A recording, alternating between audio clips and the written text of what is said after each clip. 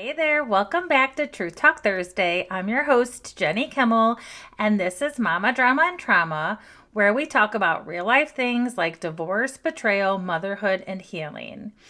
This week's Truth Talk Thursday starts where it should start, Labor Day weekend.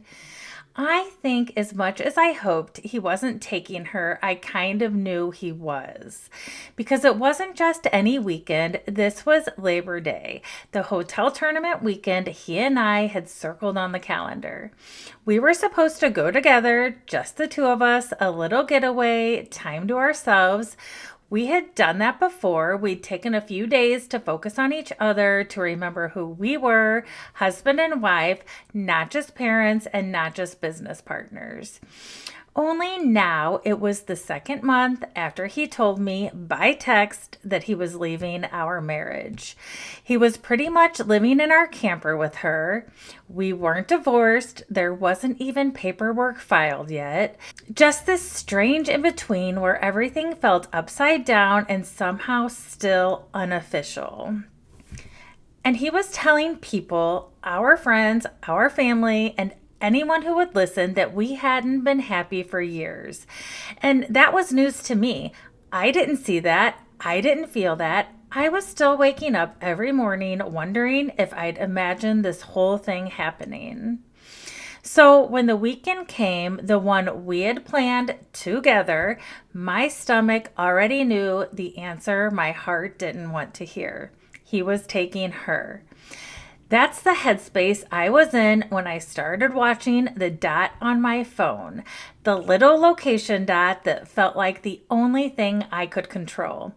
I watched it settle into the hotel room. I watched it move in between rooms where matches were being held, the same halls that I walked, the same chairs I had sat in. And even though I hoped I was wrong, I knew he took her to the place that used to be ours, on the weekend that used to be ours. And then, knowing he was taking her instead, that she was going to meet the people he knew, the people who knew he was married to me, I just couldn't wrap my head around how easy this was for him. No embarrassment, no shame, just swapping me out. How do you bring someone else and replace your wife and still expect respect from people? It was weird, and it was super fast, and it felt like he jumped feet first into the deep end without a second thought. And me, 22 years supporting him, loving him, building a life, I felt replaced. I felt disregarded, and I felt like a bookmark yanked out of a story that I helped write. He kept saying we hadn't been happy for years, and I just didn't see that. And honestly, I don't think he really believed that either. I think it was a story he told himself to make the next part easier. Had this last year been really hard? Yes, it was a hard year. In early June of 2022, my dad was diagnosed with lung cancer, and 5 short months later, we lost him. That year was heavy. My mind was crowded. My heart was wrecked, and other things were shifting too. My kids were getting older, not needing me in the same way or as much anymore. Me looking around and asking, where do I fit and who am I now? I tried to venture out, do a couple of things for me, but when your husband's out of town 6 or 7 months of the year and you're running the house, running the schedules, and running the business that supports your family, you go to the back burner. And us moms do that all the time, right? Like we tell ourselves we'll get to us later, but a lot of times that later never comes. So let's get back to that weekend, Labor Day weekend. As much as I hoped he wouldn't take her, I expected it. When I finally knew she went, I made sure I did not contact him at all that weekend. I felt everything: hurt, anger, confusion, every feeling crashing into the next. And I watched that little dot. I had his location and I watched it. I watched close enough to know if he was in a hotel room or if he was in the event room. I watched even though it never helped me, it only hurt me. And why did I keep watching? Maybe it was control. If I couldn't be there, at least I could know where he was. Knowing isn't healing, it's just a timestamp on pain. By Monday, Labor Day, when I could see he was back home, I couldn't hold it in anymore. All the things I'd learned from her husband, all the anger because he had taken her and replaced me, I sent him that long text I talked about in the podcast episode. You know, the one where the dam breaks and you stop making your feelings tidy. I told him what I knew. I told him what I felt. And he texted me back that he had just gotten home. Then he tried to call me. Then he tried to call me again. I didn't answer. Then he called again and I did answer. I remember that day clearly. I was at my mom's house and I walked upstairs to her room so my kids wouldn't hear what was being said because I was an emotional mess. I poured out everything I'd learned from her husband. Some of it he knew, some of it he didn't, some of it he denied, and of course he did. It was all new for both of them. When you're building something on top of someone else's life, you don't want the whole truth to come out yet. I was angry. I was angry that she had been at our camper. I was angry that she was still there, and he said she wasn't. I said, if she's not there, I'm on my way. We texted back and forth after we got off the phone, and he even said that he hoped I wasn't texting while I was driving out to see him because he thought I was already on the road to come out there to talk to him. He wanted me to come to the camper so we could talk. And gosh, I really wanted to. I really did, but I didn't go. Something in me said, don't go. I was trying to stand my ground to show him and maybe to show myself that you don't get to treat me like this and then get access to me on your timeline. And honestly, if I'd gone, it would have made it worse. Seeing him always made me want him more.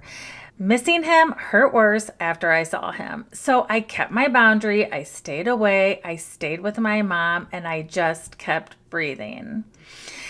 This was the stretch where anger started to shine through the shock. So many angry texts, so many. I wanted him to feel what I felt, and it came out as anger. I tell my kids all the time, anger is just hurt that doesn't know how to come out yet. And I believe that with 100% of my heart. I was hurting, and I wanted him to feel even a fraction of what I was feeling. When fair fighting rules get weaponized. When he went with me to see Dr. Denise early in the month, she mailed us something called 15 Fair Fighting Rules, guidelines for how to talk, how to protect the kids while we were going through this mess. In theory, great. In practice, in our reality, he started throwing those rules in my face. He texted me, remember when Dr. Denise said to acknowledge their feelings? He's referring to the kids, but to ask the boys to have that discussion with mom or dad, depending on who it addresses. It's really not up to you to fill them in about my trip or my girlfriend or the seriousness of my relationship. This was a month after he left our 22-year marriage. I replied, well, one of us has to be honest with them. When they ask me questions, I'm not going to lie. They heard your conversations with her and they're not stupid. They know exactly what's going on. Maybe you should consider being honest with them so they don't have to come to me and ask me these questions. That was the tightrope I was on, walking a fine line and still being honest with my kids. They were coming to me because they were struggling to trust him, because of what had happened, because of his betrayal. They had questions, real questions, and I was tired, so tired of having the rules quoted at me like scripture while my reality was bleeding. It was hard to follow those rules when I was deeply hurting. It felt like the rules mostly benefited him, like if I stuck to them perfectly, he didn't have to feel guilty for his actions. And part of me wanted him to feel it. I wanted him to feel the pain he'd caused. not just to me, not just to our boys, but to the people around us. His family and my family were all shaken by all of his actions too. He got angry at certain family members, said they weren't there for him. But what I saw shock, grief, and a family trying to process a reality they never expected. I don't think he or she understood how many people this truly affected. This wasn't just about us, it was about families and trying to process this new life, this new normal. Co-parenting conflicts I couldn't ignore. There were choices he was making with the kids that I didn't agree with. When they were out practice driving with him, I questioned some of the places he had taken them, some of the situations he put them in, and I didn't approve. And it made me angry. Even now, thinking back, it still stings because it felt like the kids were being pulled into adult realities that they shouldn't have to carry. We fought about it, not just over text, in the garage, face to face. And we had never argued like that before. We were in each other's faces. And looking back, that's scary. That's not who we were. But I was trying to protect my kids, and I couldn't, not from all of it. They had to sit with it. They had to feel it. They had to learn it just like me. The rental house, a line in the sand I didn't want to see. Around this time, he told me he was looking for rental properties. He said it was so he could be closer to the kids. The camper was 45 minutes away, and if he moved closer, he could help out more with running them around. And I agreed because everything was falling on me. So there I was, helping him look for a rental house close by so he could be closer and more involved in the kids' lives. Partly because I wanted them supported, and partly because it was our money going out, both of ours, so I wanted eyes on what was happening. But it was also something else, a line in the sand. Him saying out loud, I'm not coming back there. A house to rent, a new address, a contract with a future in it that didn't include me. I kept doing all the small things to make him see me, to see us, to see our family. And this said the quiet part out loud. It was eye-opening. It was a stab in the heart that didn't bleed right away. It was just a slow ache that wouldn't stop. The silence that says everything. There were nights he just didn't answer my calls. If he was with her, my texts would sit there unread and my calls ignored. And no, these weren't emergencies I was calling him or texting him about, but the message underneath was loud. You're not important anymore, and you don't come first. Another little death, another tiny stab. He'd say he didn't see the text or that I called until the next morning, but I knew better. It wasn't so much about the text or the calls, it was the priority, and that hurt over and over again. Business truths and business doubts. And then there was the business, numbers, receipts, records that needed to be straight. After everything we had gone through, my trust was at 0. So when he'd tell me something for the books, my mind would spiral. Is this the truth? Is this not the truth? What's real? What isn't? The betrayal didn't stay in the marriage. It leaked into the ledger. And that's another grief, when you can't even trust the columns you balanced for years. And that was hard to come to grips with. Arguing about their marriage. And it got messier. I told my sister-in-laws all the information her husband had shared with me. My sister-in-laws then told their husbands, and it eventually got back to my father-in-law.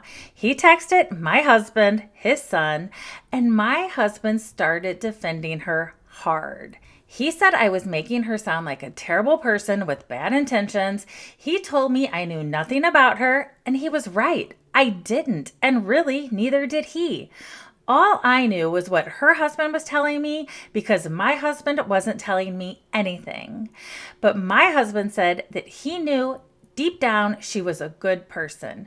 Then he started bad-mouthing her husband, and somehow we were suddenly arguing about their marriage, not ours, theirs. Bizarre, messy, sideways. That's when I realized this isn't just us unraveling. This is a web, and Everyone is stuck in it. Even if you don't want to be, you're stuck in it.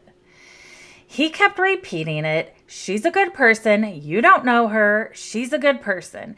And I said over and over, because I needed it on record, a good person doesn't go after a married man. A good person doesn't help break up a family. A good person says, leave your marriage first, I'll leave mine first, and then we'll see what happens. If you're stepping on the toes of a marriage, on the bones of a family, you don't get to wear the good person ribbon in my story. I just couldn't make him understand it. He thought she was amazing, and I couldn't ever understand why. When my feelings got minimized, unfortunately, I was still texting him my feelings because 22 years of telling this person everything doesn't just switch off like a light. I was processing to him, even maybe when I shouldn't have. And he texts back things like, is this really all you're going to do with your day? Like my pain was pointless, like my grief was a hobby. The minimization lit me up because it said, without saying, your feelings don't matter to me anymore. That made me even angrier because they did matter, especially to our kids who were watching me hold it together by a thread. A schedule for the boys and choosing stability. The beginning of September was also when I said we need a real schedule for the kids. Something steady, something predictable, alternating weekends. You have them one weekend, I have them the next. Set exchange times, set expectations so the boys could exhale. So I could plan, so nothing hinged on late night replies that never came. It wasn't about punishing anyone. It was about giving our kids a floor to stand on when everything else felt like water.